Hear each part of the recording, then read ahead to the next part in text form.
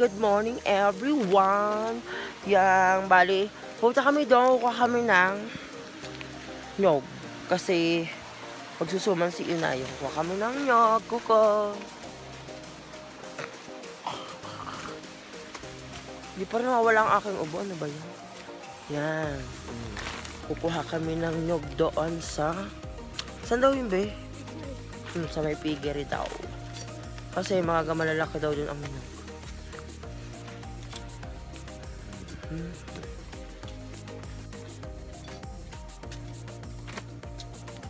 Hindi ba ito natatabasan? Ano?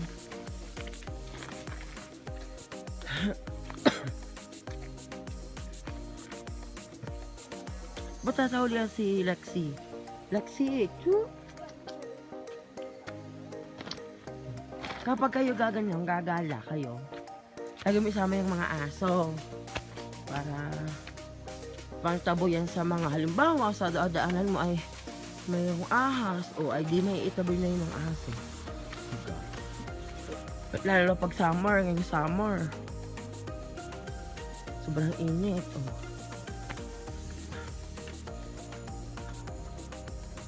Ganda ng damo dito, wala nag-uula.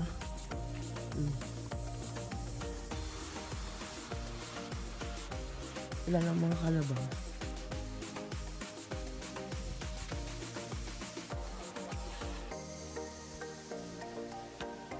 May balimbing. Wala namang bunga. Nakakay dito dati pag may bunga. Pati yung langka, wala siyang bunga ngayon. Pero dati nabunga yun.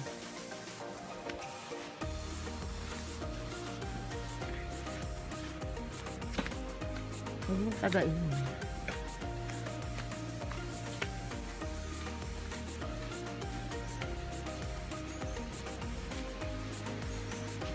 Buti lang, hindi maulan.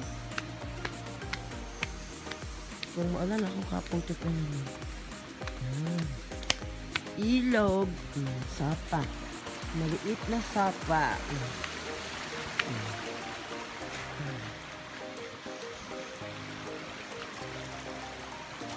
Wala, lamig yung tubig.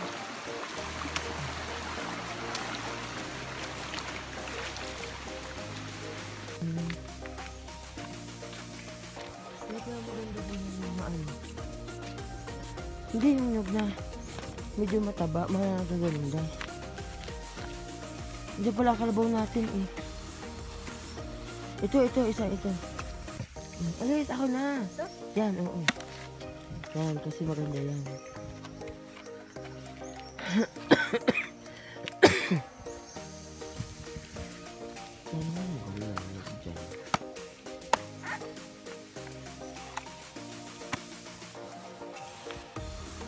Yung isang yun, yan.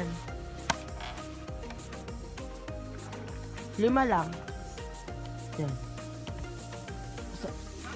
Oo, hindi. Labis daw isang salop.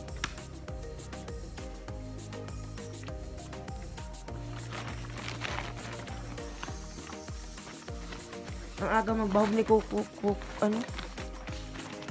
Si Tuto. Ang aga magbahog. Yun pa lang baboy din Kakaunti na.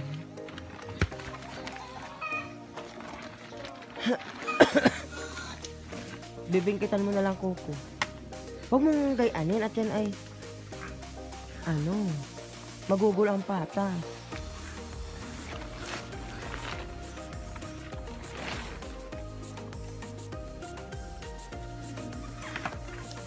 Kaya nga para kapapangga. Parang malaki lang ang bunot Parang maliit ang pagkaniyog naman. Ang papangit ang nyog ngayon.